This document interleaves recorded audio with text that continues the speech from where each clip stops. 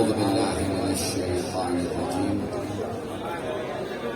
بسم الله الرحمن الرحيم الحمد لله الذي نور قلوب العارفين بنور معرفته وأثبت فؤاد أنبيائه وأوليائه بقصص الأنبياء والمرسلين وأكمل إيمان المسلمين والمؤمنين بولاية علي أمير المؤمنين عليه السلام.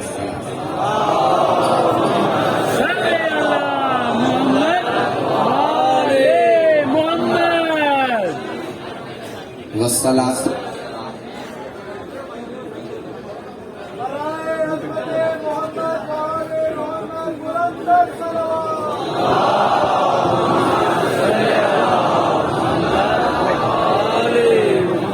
والصلاة والسلام والتحية والإكرام على أفضل الموجودات العبد المؤيد والرسول المسدد المصطفى الأمجد المحمود الأحمد أعني أبا القاسم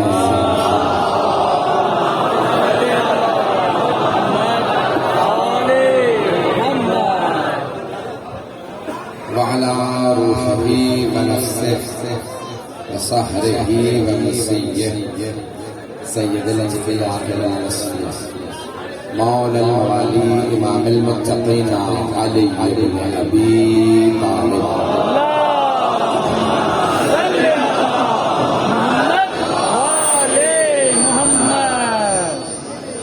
وعلى أوصيائه لا سيما بقية الله في الذي روحي وأرواح العالمين لتراب مقدمه الفداء واللعنة الدائمة على أعدائهم أجمعين من الآن إلى قيام يوم الدين. أما بعد فقد قال الله الحكيم في كتابه الكريم بسم الله الرحمن الرحيم إن هذا القرآن يهدي للتي هي أقوم صدق الله العلي العظيم صلى الله عليه وسلم.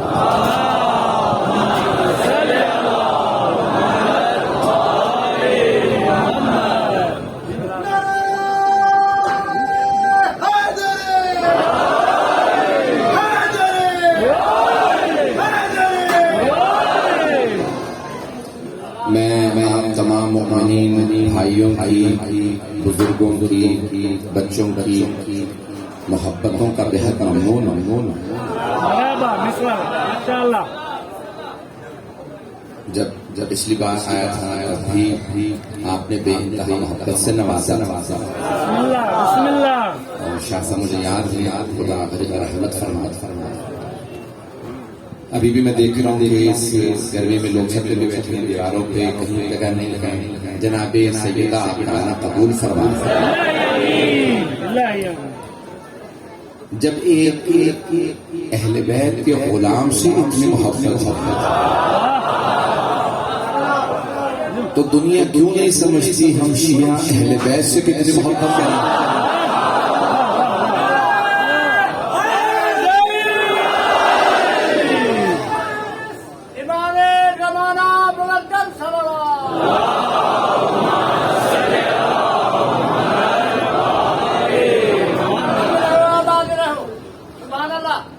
توجہ ہے امام جعفر الصادق علیہ السلام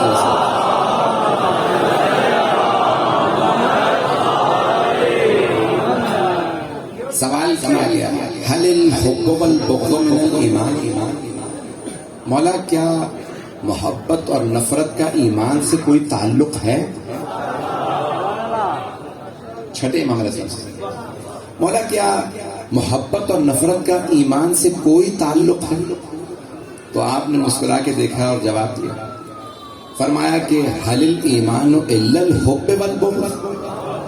کیا ایمان محبت اور نفرت کے علاوہ کسی اور چیز کا نام ہے؟ یہ اللہ سے، اللہ والوں سے محبت ہی کا تو نام ہے ایمان. اور ان کے دشمنوں سے دوری کا نام ہے ایمان. میں نے قرآن کریم کی جس آیت کا انتخاب کیا اس کی تفسیر میں کچھ جملے پیش کروں گا. بہت زیادہ وقت نہیں لوں گا. جہاں تک دیکھوں گا کہ آپ حضرات جس طرح سے بیٹھے مجھے معلوم ہے کوئی پہلو نہیں بدل سکتا, تو کوشش کروں گا کہ آپ کو زیادہ اذیت نہ دوں. آپ لوگ بہت دیر سے بیٹھے ہیں, جہاں تک آپ سنیں گے میں چلتا رہوں گا. اب یہاں قرآن کریم کی آیت ہے ان ھذا القرآن یہدی للتی ہی اقوم. یہ قرآن سب سے سیدھے راستے کی طرف ہدایت دیتا ہے. اب اللہ نے قرآن سے متعلق فرمایا یہ قرآن سب سے سیدھے راستے کی طرف. ایک ہوتا سیدھا راستہ, ممکن ہے کہ اس میں کوئی جھول بھی ہو, اس راستے کے اندر کہیں پہ کوئی موڑ بھی ہو, لیکن خدا فرما رہا نہیں ان ھذا القرآن یہدی للتی ہی اقوم. یہ قرآن سب سے سیدھے راستے کی طرف ہدایت کرتا ہے. سیدھے راستے پہ کبھی بھی انسان کو ہدایت کی ضرورت نہیں ہوتی. کچھ مجمع ہے کچھ نہیں ہے. بھئی اگر آپ نے, میں بھی آیا ہوں کیا تھا کہ گھر سے, تو وہاں سے میں تقریباً 20 منٹ لگے. اب وہاں سے کئی گلیاں مڑے ہیں, تو وہاں سے یہاں آنے میں راستہ بتانے کی ضرورت ہے. لیکن اگر بالکل سیدھی سڑک ہو, کوئی پوچھے جانا ہے مجھے اس مقام پہ, تو آپ کہیں سیدھے چلے جائیے, سیدھے چلے جائیے. کبھی مڑنا کہاں پہ گا, مڑنا ہے ہی نہیں, سیدھے جانا. سیدھے جانے میں ہدایت کی ضرورت نہیں ہوتی. پھر بھی سارا مجمع نہیں ہے. سیدھے راستے پہ ہدایت کی ضرورت نہیں ہوتی کیونکہ راستہ ہی سیدھا ہے. لیکن اگر راستے میں شیطان بیٹھا ہو,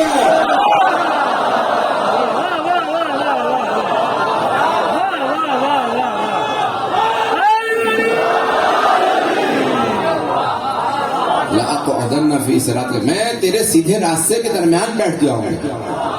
اب عزیزان گرامی سیدھے راستے پہ ہدایت کی ضرورت نہیں ہے, لیکن اگر کوئی شیطان بیٹھا ہو بار بار ہٹا دے راستے سے, اس شیطان سے بچانے کے لیے ہادی کی ضرورت ہے. اب شیطان مختلف اقسام میں آ سکتے ہیں. من الجنت والناس, جنوں میں سے بھی ہو سکتے ہیں, انسانوں میں سے بھی ہو سکتے ہیں. توجہ ہو, بہت محتاط انداز سے چل رہا ہوں. تو شیطان جنوں میں بھی ہو سکتے ہیں, انسانوں میں بھی ہو سکتے ہیں. اور پوچھے کسی سے بھی کہ آپ گمراہ کیسے ہوئے, کبھی یہ گناہ میں نے کیا کیونکہ شیطان نے وسوسہ کر دیا تھا. یوسوس فی صدور الناس, دلوں میں وسوسہ کرتا ہے, سینے میں وسوسہ کرتا ہے. اچھا شیطان دل میں وسوسہ کر کے گمراہ کر سکتا ہے, تو کیا ہادی بغیر نظر آئے ہدایت نہیں کر سکتا؟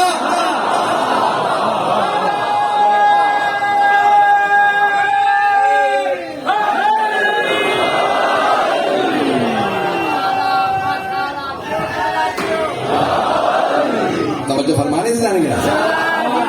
جب شیطان نظر نہیں آتا, گمراہ کر دیتا ہے, تو پھر پردہ غیب سے کوئی ہادی ہدایت کیسے نہیں کر سکتا؟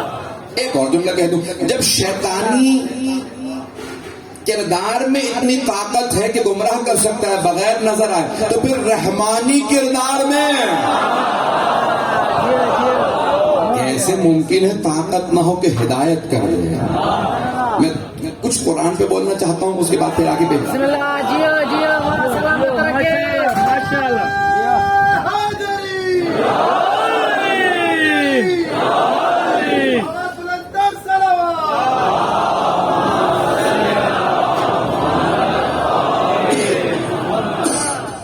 توجہ رہے گی جانے کی.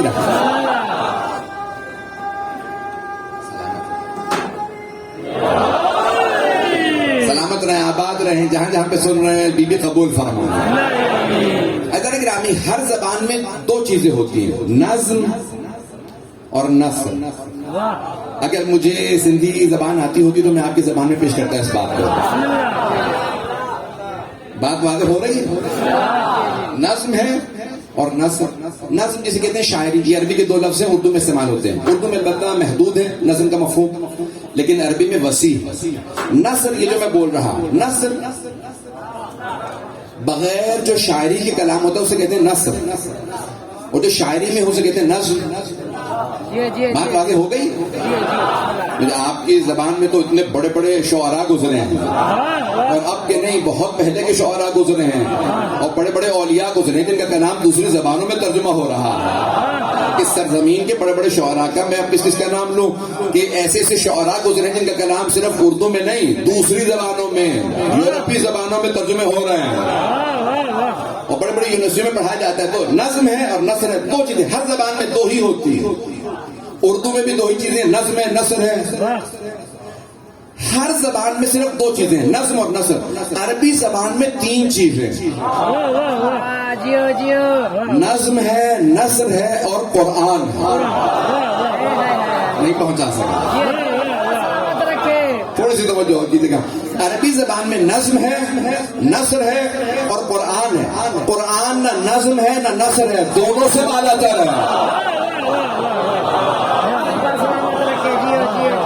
میں بہت بڑے محقق کی پوری کتاب کا خلاصہ پیش کر رہا ہوں، اسی محبت سے سنتے رہیے گا. تو عربی زبان میں تین چیزیں ہیں، یعنی نظم ہے، نثر ہے اور قرآن. قرآن نہ نظم ہے نہ نثر، دونوں سے بالا تر ہے. عزیزان گرامی، قرآن شاعری نہیں ہے، شاعری خاص وزن پہ چلتی ہے. ایک صرف واقعہ پیش کروں گا تاکہ نوجوانوں کی توجہ میرے ساتھ ہو، بزرگوں کی دعائیں میرے ساتھ ہوں. اب رسول خدا، قرآن کا چیلنج تھا کہ اگر تم سمجھتے ہو کہ میرا بھیجا ہوا نبی نہیں ہے معاذ اللہ، تو تم اس قرآن جیسی کتاب لے آؤ. فَأْتُوا بِمِثْلِ هَذَا الْقُرْآنِ، اس قرآن جیسی کتاب لے آؤ. اللہ نے پھر آسان بنا دیا کہ اس قرآن کے 114 سورے ہیں. 114. اللہ نے قرآن کو بھی 1 اور 14 سے خالی نہیں رکھا.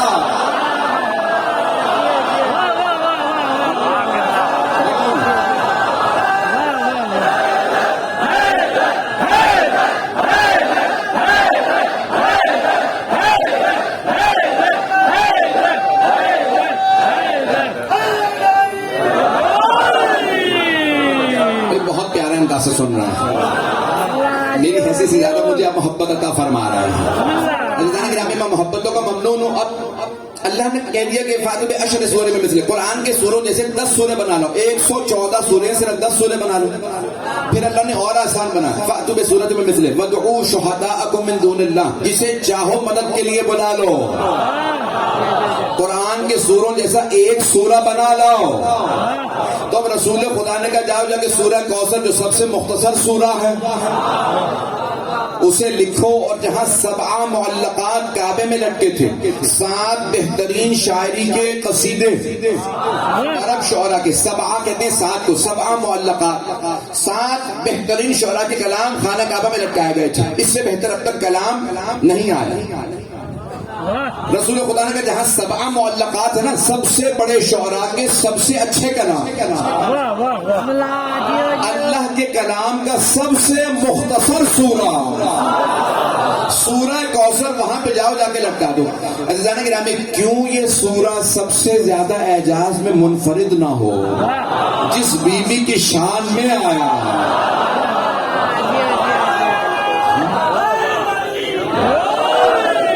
وہ بیوی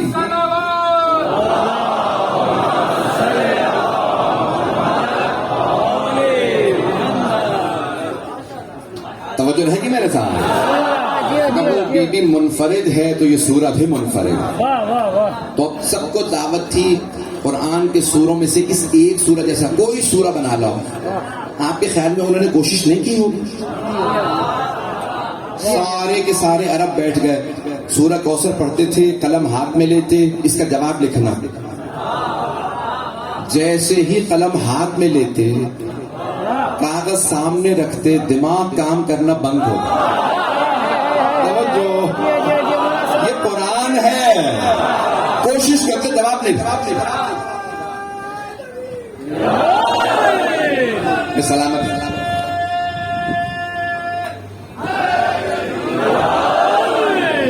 سب نے کوشش کی، کسی سے جواب نہیں بنتا. اب ایک بہت بڑا شاعر تھا، اس کا نام تھا شعشع، شین عین شعشع. وہ پورے سال کلام نہیں کرتا تھا. ایسا نہ ہو کہ عام لوگوں سے بولوں میری فصاحت و بلاغت کم ہو جائے. مکے میں ایک دن ایک میلہ لگتا تھا جہاں تمام عرب جمع ہوتے تھے، وہ وہاں اپنے قصیدے سناتا تھا. سال میں صرف ایک دن بولتا تھا. تو ہر روز عصر کے بعد اپنے گھر سے چہل قدمی کے لیے نکلتا. تمام شعراء اپنا اپنا کلام اس کے سامنے لاتے. ذرا میرا کلام پڑھ شعشع، اس میں غلطیاں نکال دیں. وہ قلم نکالتا، صرف پڑھتا، کیونکہ بولتا نہیں تھا، میری فصاحت کم نہ ہو جائے. پڑھتا اور فوراً اس کے اوپر غلطیاں لکھ دیتا. توجہ رہے، پڑھتا غلطیاں لکھ دیتا. کسی نے کہا ذرا یہ سورہ کوثر اٹھاؤ شعشع کے پاس لے جاؤ، اس سے بڑا شاعر نہیں ہے.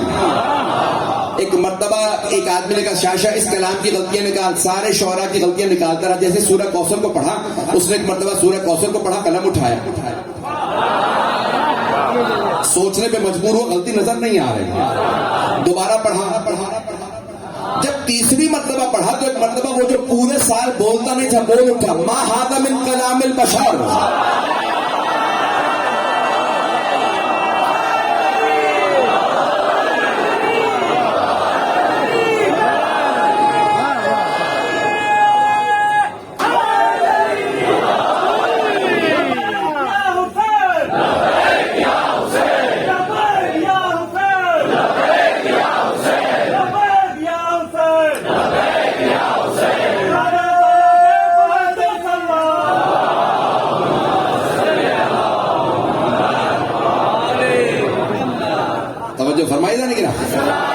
وہ جو پورے سال بولتا نہیں تھا بول اٹھا، ما ھذا من کلام البشر، یہ بشر کا کلام نہیں ہے. اب تک وہ کہہ رہے تھے کہ محمد خود بنا رہے ہیں.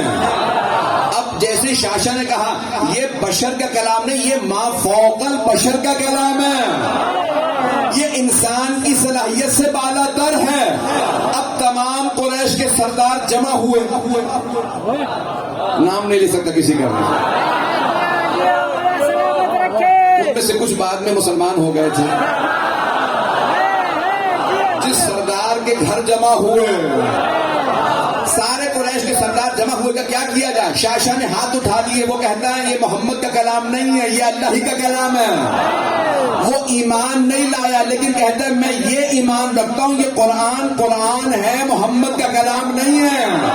توجہ. اب سارے سرداروں نے کہا کیا کیا جائے. توجہ میرے ساتھ ہو، کیا کیا جائے. قرآن کا جواب دے نہیں سکتے جب شعشع کے بس کی بات نہیں. تو ابو لہب، عتبہ، شیبہ، ابو جہل،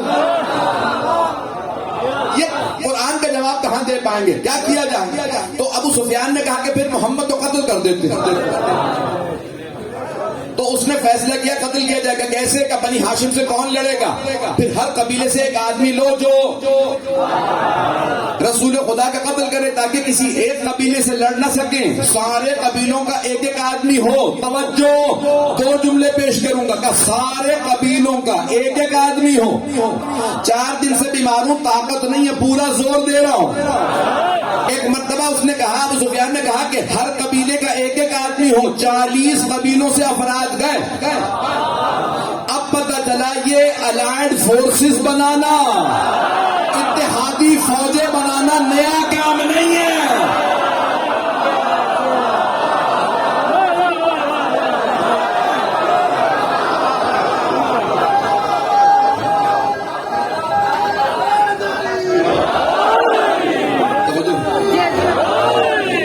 توجہ فرمائی جائے گی نا.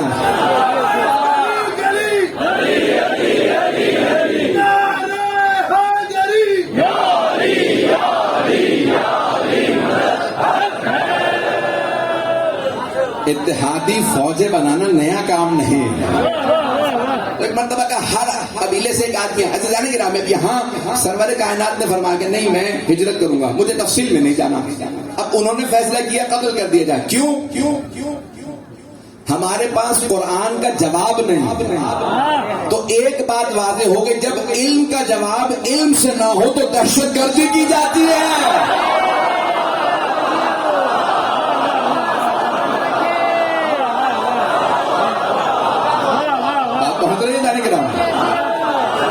علم کا جواب علم سے نہ لاؤ تو پھر خود کا حملہ کرو گے، دہشت گردی کرو گے. تو اللہ نے قرآن سے سکھایا ہے علم سے جواب دو. جب رسول خدا کی ان کے پاس علم کا جواب نہیں تھا تو انہوں نے کہا کہ قتل کر دیا جائے. یہی دہشت گردی. اچھا البتہ اس سے بھی پہلے انہوں نے 3 اور منصوبے بنائے. میں جلدی پیش کر دوں اگر سننا چاہوں. 3 منصوبے بنائے. انہوں نے کہا بھائی 3 طبقات ہیں. رسول خدا جب قرآن کی تلاوت کرتے ہیں نا تو سب بیٹھ جاتے ہیں سننے کے لیے، جو نہیں مانتے وہ بھی سنتے ہیں. یہاں تک ہے تاریخ کے اندر الفاظ کہ سب سے زیادہ پروپیگنڈا رسول خدا کے خلاف جو عتبہ، ابو جہل اور شیبہ کرتے تھے، وہ خود جب رسول خدا رات کو قرآن کی ترتیل کرتے تھے، قرآن کی تلاوت فرماتے تھے نا، تو وہ چھپ کے سننے آتے تھے. ایک مرتبہ تینوں کا آمنا سامنا ہو گیا تو انہوں نے کہا بھائی تم یہاں کہاں؟ تو مجھ سے بعد میں پوچھنا، تم بتاؤ تم کیسے؟ کہ سچ پوچھو تو میں محمد کا قرآن سننے آیا. آواز بھی پیاری ہے، کلام بھی خوبصورت ہے. پھر آج سے توبہ کرو. لوگوں کو روکتے ہو، خود سنتے ہو. اب پتہ چلا کئی لوگ دل میں تو مانتے ہیں لیکن زبان پہ منافقت ہوتی ہے.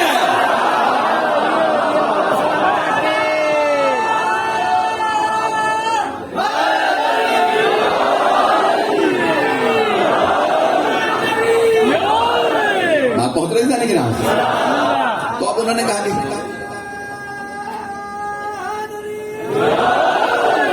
انہوں نے کہا 3 منصوبے بنائے جائیں.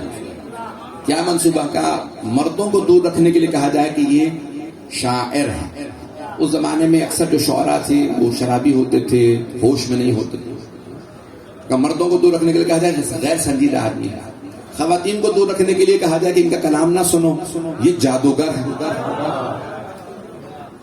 خواتین دور رہیں گی، جادوگروں سے ڈرتی ہیں. بچوں کو دور رکھنے کے لیے کہا جائے ہادہ مجنون، یہ مجنون دیوانے. ماذ اللہ، بچے دیوانوں کو پتھر مارتے تھے. بھائی معاشرے میں 3 ہی طبقات ہوتے ہیں، مرد، خواتین اور بچے. تینوں کو دور رکھنے کے لیے 3 منصوبے بنائے گئے. ایک جملہ کہہ کے آگے بڑھ جاؤں گا. عزیزان گرامی، عزاداری سے بھی دور رکھنے کے 3 منصوبے بنائے گئے. کسی سے کا نکاح ٹوٹ جاتا ہے، کسی سے کا ذبح کر کے دیگ میں جا.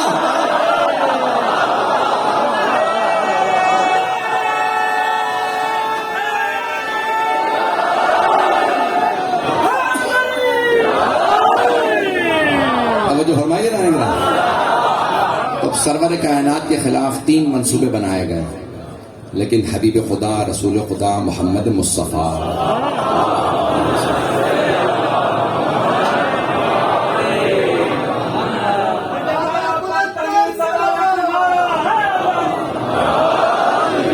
توجہ فرمانے جانے کے. تو قرآن ایک زندہ معجزہ. ایک جملہ کہوں گا، اس کی وضاحت نہیں کر پاؤں گا. اگر پہنچ گیا جملہ تو پہنچ گیا. قرآن کو کبھی دوسری کتابوں کی طرح سے کاغذ اور سیاہی نہ سمجھیے. میں کہہ گیا ہوں، قرآن دوسری کتابوں کی طرح سے صرف کاغذ اور سیاہی کا نام نہیں ہے، بل ہوا نور. یہ نور ہے، یہ زندہ ہے، یہ شاہد ہے، گواہ ہے، یہ شافع ہے، یہ سامت ہے. توجہ، روز قیامت اطیب البیان، تفسیر اطیب البیان میں روز قیامت ایک مرتبہ بہت خوبصورت مخلوق اللہ محشور کرے گا. سب سوال کریں گے پروردگارا یہ کون ہے؟ ہم نے دنیا میں اتنی خوبصورت مخلوق نہیں دیکھی. اللہ کہے گا ذرا اپنا تعارف خود کرنا. تو ایک مرتبہ قرآن کریم کہے گا میں قرآن ہوں، ہر گھر میں موجود تھا، تمہیں معلوم ہی نہیں تھا میں کتنا خوبصورت ہوں.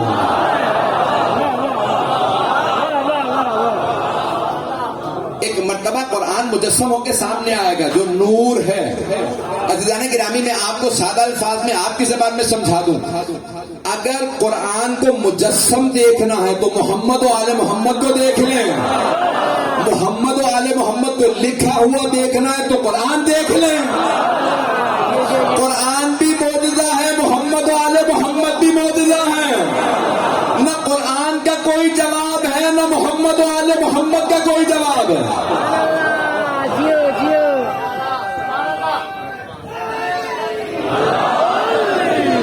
یہ میں نہیں کہا.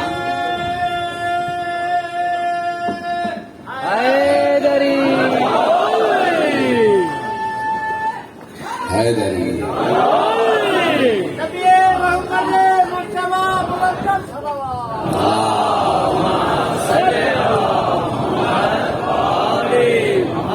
دس 15 منٹ اور چلیں گے نا. تو عزیزان کرام، یہ جملہ میرا نہیں ہے کہ اہل بیت قرآن ہے. یہ جملہ مولا کائنات کا ہے کہ جب نیزوں پہ قرآن لائے گئے تو مولا نے کہا کہ یہ قرآن ان سے لے لو. اگر یہ قرآن کو مانتے ہوتے تو کبھی علی سے جنگ کرنے نہ آتے. جو یہ قرآن ثابت ہے، وَأَنَا الْقُرْآنُ النَّاطِقُ، میں بولتا ہوا قرآن ہوں. اذان کرام، قرآن بہترین راستے کی طرف ہدایت دیتا ہے. آل محمد بہترین ہادی ہیں. جنت میں جانا ہے تو آل محمد کے پیچھے چلتے رہیے، خود بخود جنت پہنچ جائیں گے. آئیں ذرا ایک اور پہلو، آخری پہلو کو پیش کروں گا. سلامت رکھے. اس پہلو کو ایک خاص انداز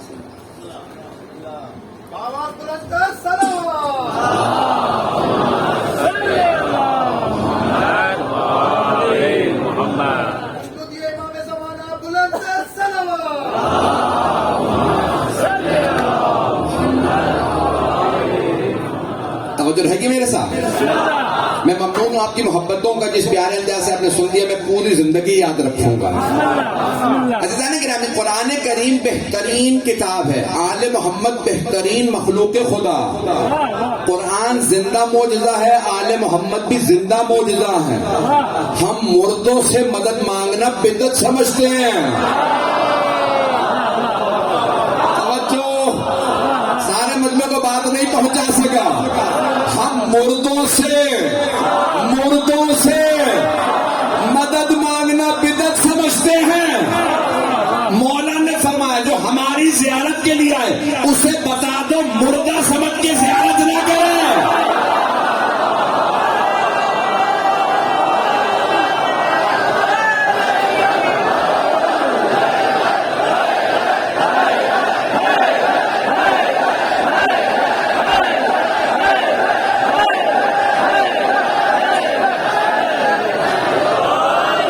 فرمائی جا رہی ہے.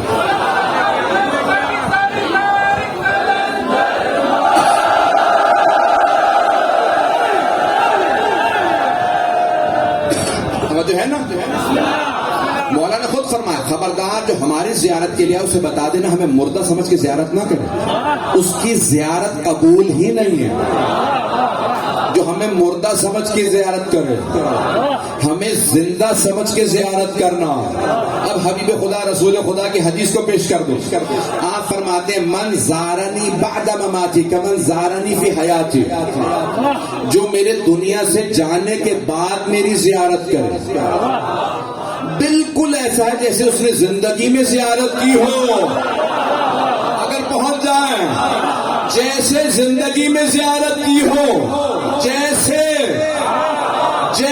زندگی میں زیارت کی ہو، تو صرف وہی صحابہ نہیں، ہر وہ آدمی جو پیغمبر سے عقیدت رکھتا ہو وہ بھی غلام ہے. ہر آدمی غلام رسول ہے جو رسول پہ ایمان رکھا. اللہ کے حبیب نے کہا کہ جنہوں نے دیکھا تھا یہ نہ سمجھنا ان کا مقام اب ہمیں نہیں مل سکتا. اس لیے ہم کوشش کیوں کریں؟ نہ کوشش کرتے رہو. اللہ جو بھی میری زیارت کے لیے آئے گا اسے وہی ثواب عطا کرے گا جیسے اس نے میری زیارت سامنے سے کی ہو. ایک اور جملہ پیش کر دوں. جب مشہد مقدس تشریف لے جائیں گے نا تو آدھا کلومیٹر باؤنڈری ہے حرم کی، بہت بڑا ہے، سب سے بڑا ہے. ہر دروازے پہ بھی اس میں دخول لگا دیا گیا جو امام نے بتایا. جو زیارت کے لیے آئے وہ یہ اجازت مانگے پھر اندر جائے، اسے کہتے ہیں اذن دخول، اندر داخل ہونے کی اجازت۔ اجازت کس سے لی جاتی ہے؟ توجہ، زندوں سے اجازت لی جاتی ہے، مردوں سے کوئی اجازت نہیں مانگتا۔ اب آپ حرم پہ جائیں، وہاں ایک اور جملہ لکھا، امام رضا کا اذن دخول پڑھیں گے نا، وہاں پہ لکھا اشہد انک، میں گواہی دیتا ہوں، آپ اشہد انک تسمع کلامی، میں گواہی دیتا ہوں آپ میرا کلام سن رہے ہیں، وترد سلامی، میرے سلام کا جواب دے رہے ہیں۔ اگلا جملہ پڑھتے ہیں، میرے گناہوں کی وجہ سے آنکھوں اور کانوں پہ پردے ہیں، نہ میں دیکھ سکتا ہوں نہ سن سکتا ہوں، تو پردے تو ہمارے کانوں پہ ہیں۔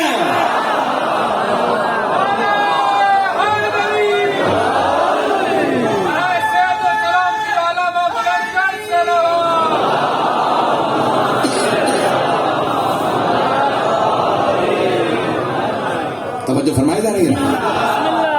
تو یہ قرآن ناطق زندہ ہے۔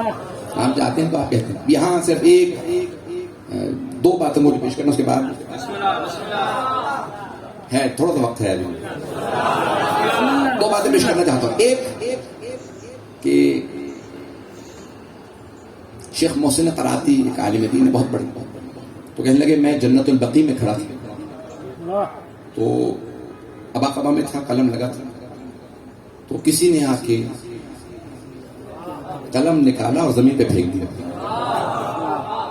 کہا یہ تم قبروں کی زیارت کرنے آئے ہو، ان سے مدد مانگتے ہو، اگر یہ مدد کر سکتے ہیں تو میں نے تمہارا قلم زمین پہ پھینکا، ذرا بلاؤ اپنے امام کو، کہو ہے حسن مجتبیٰ میرا قلم اٹھا کے دے دیں، اگر مدد کر سکتے ہیں تو قلم اٹھا دیں گے۔ تو آقا محسن قراتی کہتے ہیں، میں نے کہا اگر تیری دلیل کو مان لوں تو پھر تو خدا بھی مدد نہیں کر سکتا۔ توجہ ہے، اگر تو کہتا ہے کہ میں امام سے کہوں قلم اٹھا کے دے، تو ذرا اللہ سے کہ قلم اٹھا کے دے دے، یہ ان کاموں کے لیے نہیں بنے، تمہارے قلم اٹھا کے، یہ بڑے بڑے کام ہوتے ہیں تو کہتے ہیں پروردگارہ سن لے،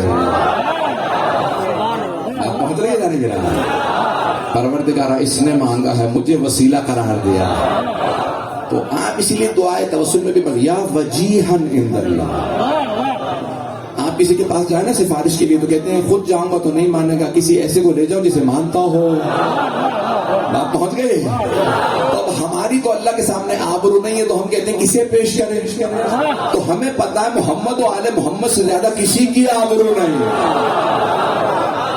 اسی لیے پیش کرتے ہیں۔ اذان گرامی، کون ہے اہل بیت؟ ہم کیوں احترام کرتے ہیں ان کے ماننے والوں کا، ان کے صحابہ کا، ان کے اصحاب کا کیوں احترام کرتے ہیں؟ کیونکہ انہوں نے ان کے فرمان پہ عمل کیا۔ توجہ، صحابہ رسول کا بھی احترام اسی لیے کہ انہوں نے رسول خدا کی بات کو مانا، قرآن پہ عمل کیا۔ اہل بیت کے بھی اصحاب کا اسی لیے احترام ہے کہ انہوں نے اطاعت کی، فرما برداری کی، ہے ایسا یا نہیں؟ توجہ میرے ساتھ، گھبرا کے نہ سنیے، اسی آخری بات پیش کرو، اسی پہ تمام۔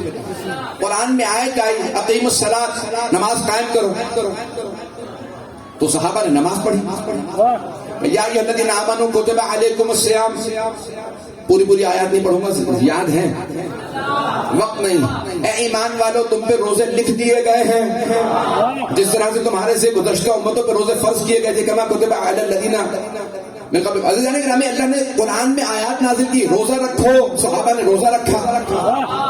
وَلِلَّهِ عَلَى النَّاسِ حِجُّ الْبَيْتِ مَنِ اسْتَطَاعَ إِلَيْهِ سَبِيلًا، اللہ کے گھر کا حج فرض ہے ان پہ جن کے پاس استطاعت ہو۔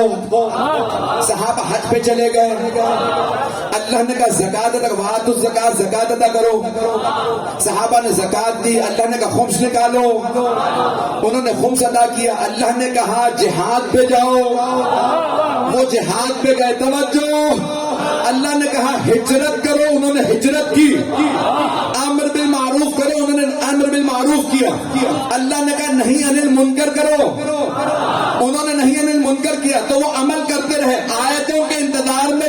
تھے آیتوں کے، آیت آئے تو ہم عمل کریں. صحابہ آیتوں کے انتظار میں رہتے تھے، آیتیں آل محمد کے انتظار میں رہتی تھی. علی حالت رکوع میں زکات دے تو میں ہوں.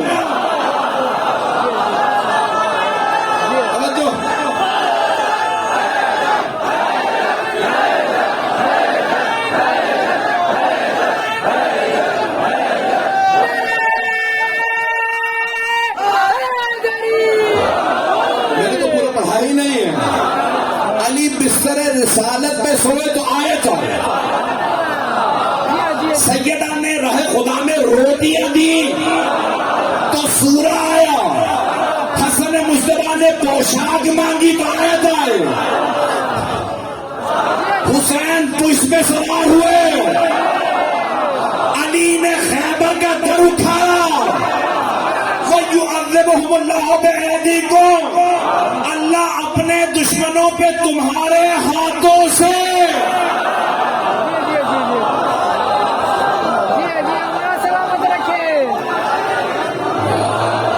توجہ فرمائیے گا نہیں. اہل بیت کچھ اور ہے، آیتیں ان کے انتظار میں رہتی ہیں. یہ عمل کریں تو ہم نازل ہیں. یہ عظمت ہے محمد و آل محمد علیہ السلام کی کہ وہ جو عمل کرتے جائیں آیات نازل ہوتی جائیں.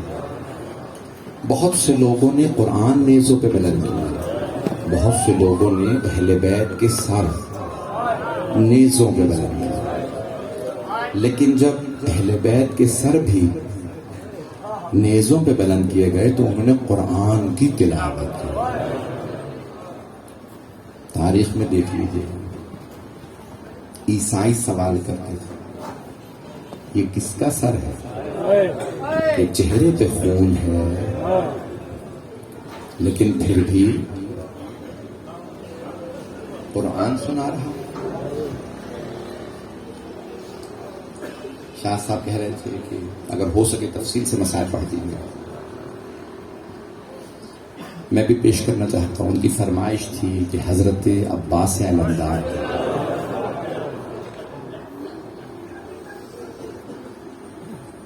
کچھ مومنین تو نام آتے ہی غازی عباس. شاید آپ نے یہ روایت پہلے نہ سنی ہو، شاید سنی ہو. روضۃ الشہداء میں ہے، مسلم میں گچکار، دیواریں لیپ کرنے والا گچکار کہتا. کوفے میں اس کا نام تھا مسلم. دیواروں پہ لیپ کر رہا تھا، اچانک اس نے محسوس کیا کہ لوگ پتھر مار رہے ہیں، کچھ قیدی بیویاں آ رہی ہیں. اس نے ایک مرتبہ اپنا مزدوری کا کام چھوڑا، دوڑتا ہوا کہ دیکھنے کیا ہو رہا ہے. آنکھ دیکھا کہ ایک مرد ہے، گلے میں طوق ہے، ہاتھوں میں ہتھکڑیاں ہیں، پاؤں میں گولیاں ہیں. کچھ بیویاں ہیں، بچے ہیں. میرے پاس بزرگ شاید برداشت نہ کر پائے. اب وہ مسلم گچکار کہتا ہے میں نے دیکھا کہ نیزے ہیں، نیزوں پہ سر بنا ہوا ہے. اگر دیکھ سکے تو مل کر ضرور دیکھیے گا کہ سارے سر نیزوں پہ بلند تھے، ایک سر گھوڑے کی گردن میں لٹکا ہوا.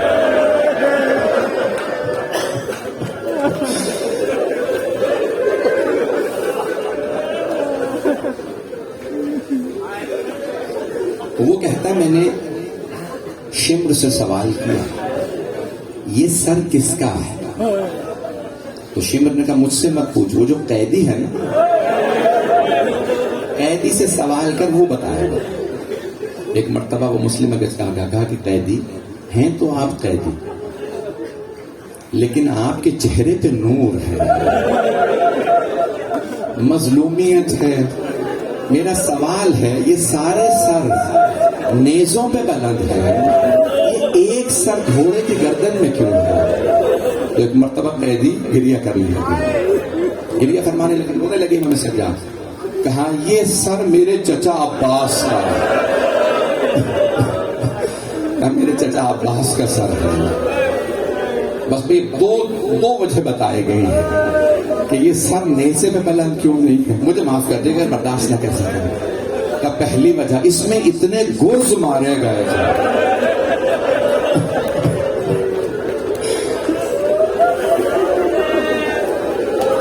اور دوسری وجہ یہ جب بھی یہ نیزے پہ بلند کرنا چاہتے تھے سر نیزے پہ نہیں جاتا تھا. تو بعض بزرگ علماء نے عجیب و غریب جملہ کہا, مجھے معاف کیجیے گا, سب کے سب اس جملے کو سنیے گا. مجھے پتا ہے مومنین کو جناب عباس سے بڑی عقیدت ہے. مجھے بتایا کہ اس مارکا میں لوگ بڑی عقیدت سے جناب عباس کے مصائب سنتے ہیں. تو ایک مرتبہ کہا کہ کیوں؟ کہا کیوں کہ پوچھا مولا سجاد نے ذرا بتائیے. کہا کہ سجاد آپ کی دادی نے پردے بچانے کے لیے مانگا. جب نیزے پہ جاؤں تو مجھے بیویاں نظر آتی ہیں جن کی چادریں چھینی جا چکی ہیں. اجرکم اللہ. جناب عباس علیہ السلام بہت مظلوم ہیں.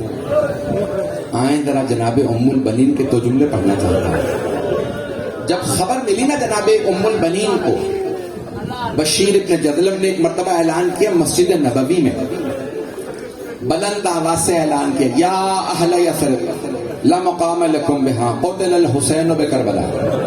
مدینے والوں نے کہا کہ یثرب والوں, یعنی جس نبی کی وجہ سے مدینہ کہا گیا تھا نا, اسی نبی کے نواسے کو مسلمانوں نے مار دیا. کلمہ گو کہتے تھے, اس سے زیادہ کھل کے تو نہیں پڑھ سکتا. کلمہ بھی اسی نبی کا پڑھتے تھے, گلا بھی اسی کے بیٹے کا کاٹتے تھے, اسی نبی کی نواسیوں کو قیدی بنا کے بازاروں میں لے آئے تھے. تو ایک مرتبہ کہا ہے یثرب والو اب یہ شہر جینے لائق نہیں تھا, حسین مارے گا. مسجد نبوی کے ساتھ والا گھر جناب امیر المومنین کا تھا. اس گھر میں جناب ام البنین رہا کرتے ہیں. بی بی نے اپنے پوتے کو آواز دی, فضل ذرا مجھے مسجد نبوی لے چل. بیوی نے سر پہ برقع رکھا, آنکھوں میں بیوی کے موتیا اتر آئے, ہاتھ میں عصا لیا.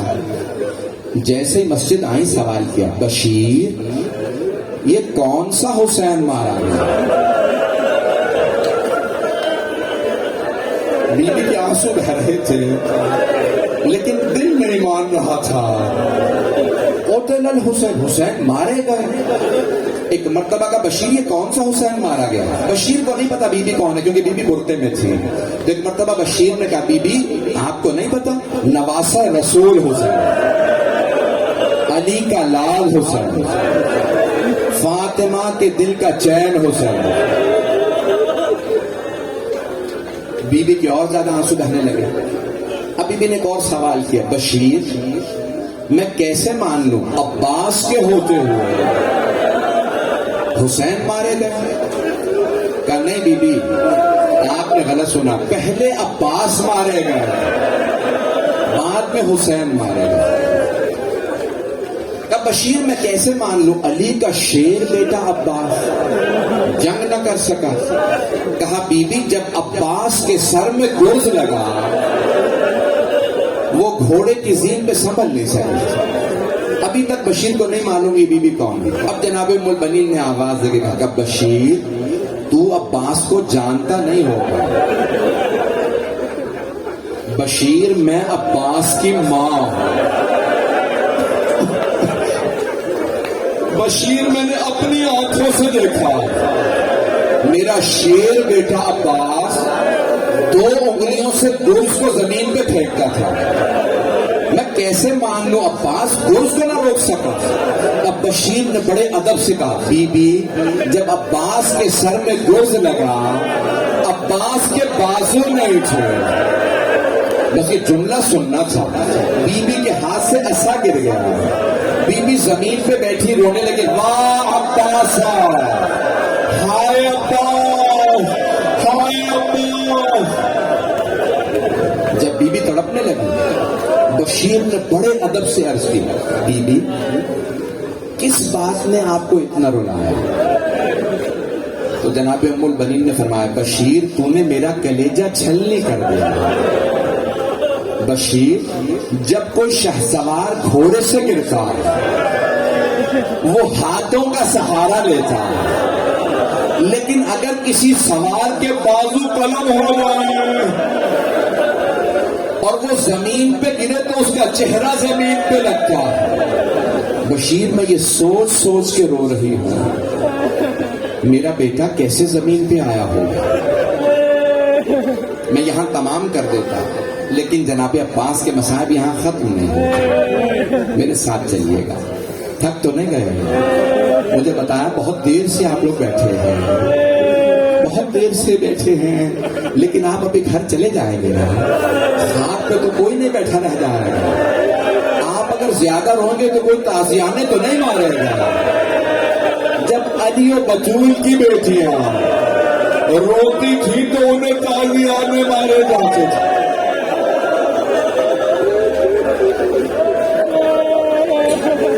بس ایک مرتبہ جناب ام البنین نے فرمایا فضل ذرا مجھے جنت البقیع لے چل. یہ ایک مقام پہ اشارہ کیا.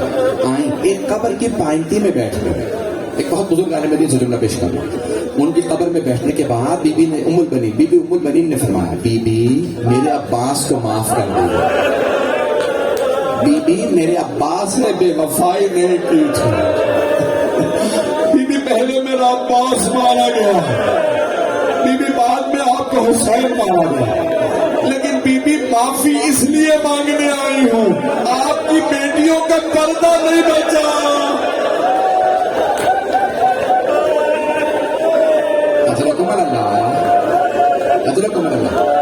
بی بی کے 4 بیٹے تھے جناب ام البنین کے, چاروں کربلا میں شہید ہوئے.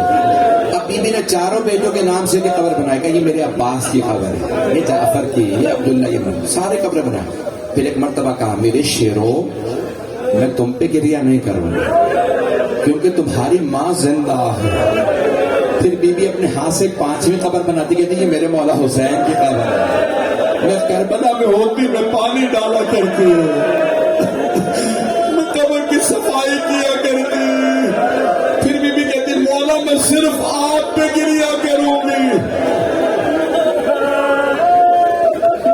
آخری جملے سن لیجیے پھر تو دیکھے گا.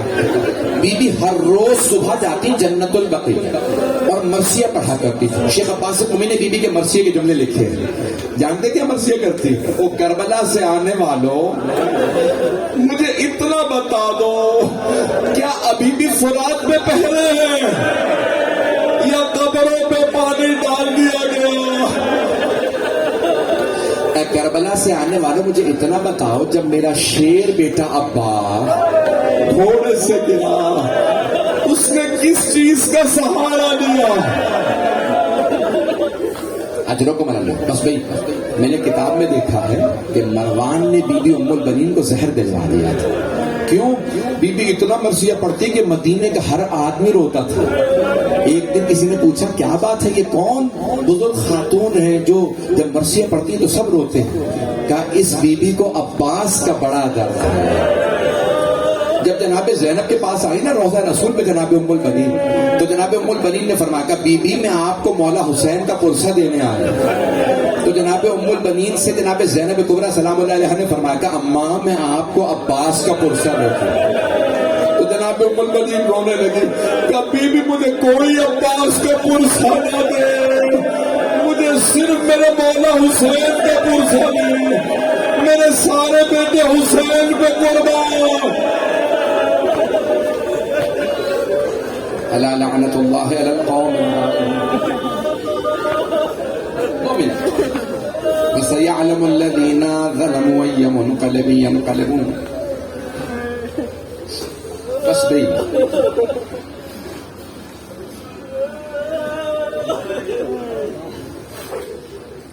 دو دعا کے جملے. شاہ صاحب نے یہ بھی کہا تھا اگر حضرت علی اصغر کے ہوئے 2 جملے پڑھ تو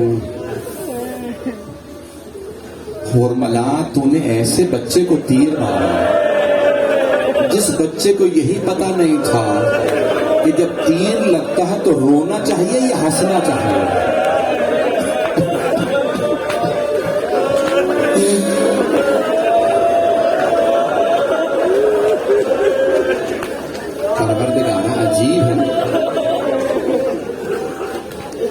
ہاتھ کو بلند کیجیے. پروردگارا واسطہ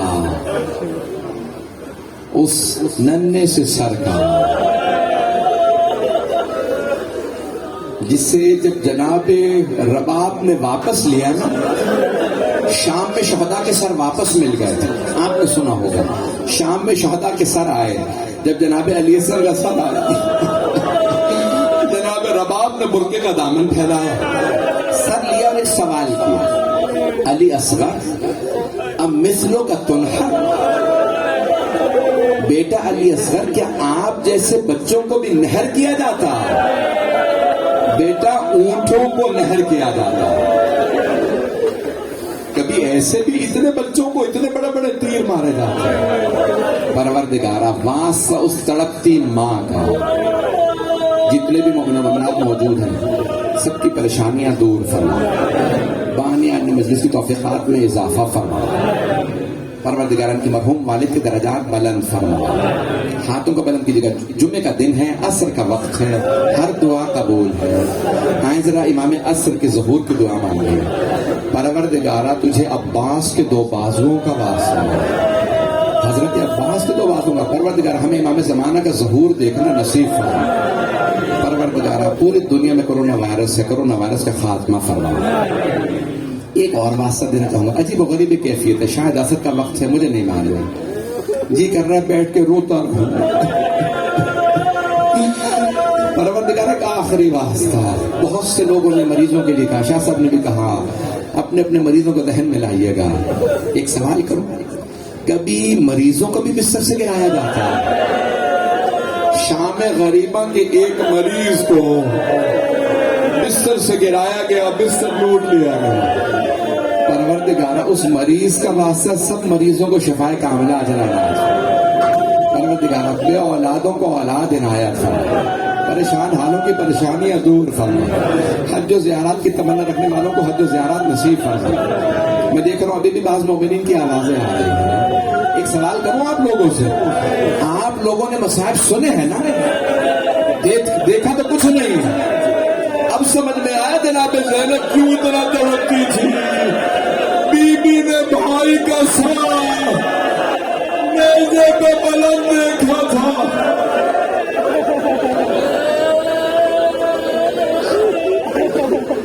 پروردگارا جناب زینب کی چادر کا واسطہ ہماری گنہگار آنکھوں کو امام زمانہ کی زیارت نصیب فرما. جنت البقیع دوبارہ تعمیر ہوتا دیکھنا نصیب فرما. پروردگارا جو ہاتھ بلند ہے کسی کو رد نہ فرما. ربنا تقبل منا انك انت السميع العليم بحق محمد وآله الطيبين الطاهرين المعصومين.